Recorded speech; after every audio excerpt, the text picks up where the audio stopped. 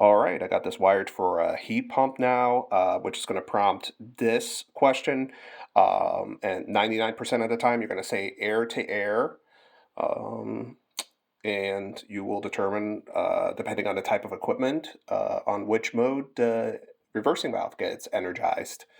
So, but if you get this wrong, use the test mode. I always test my heat pumps in each mode and make sure that it is in the right mode. So even though, if you come across the heat pump, you don't have the manual for it, even though this, most of that information is available. But you can use the test mode to make sure that you got it set right, and it's super easy to go back and change it. So this is an all electric system. So air handler, heat strips, heat pump, and in this case, we always want to allow to heat pump and auxiliary heat to run at the same time. So that will be enabled. Configured out the compressor minimum outdoor temperature, we're going to disable because no matter what the temperature is outside, we want that heat pump to run.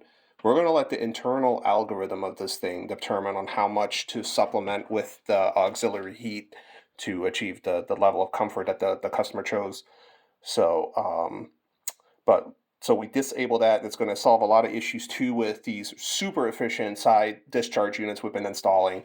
So,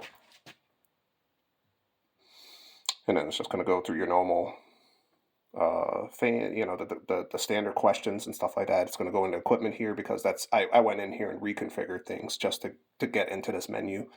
Um, So installation settings, super important. Test equipment, always test everything. Heat mode, cooling mode, especially with heat pumps, and check your humidifier.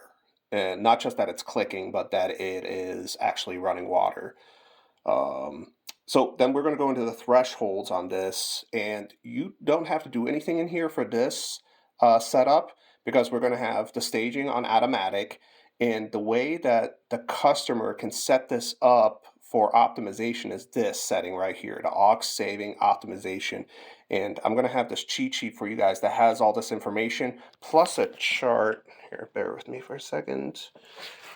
All right, here's that chart at the bottom of it that kind of you can educate the customer on, hey, if they're more interested in having savings, they don't really care that much that their house is a little cooler, they like it 68 or something like that.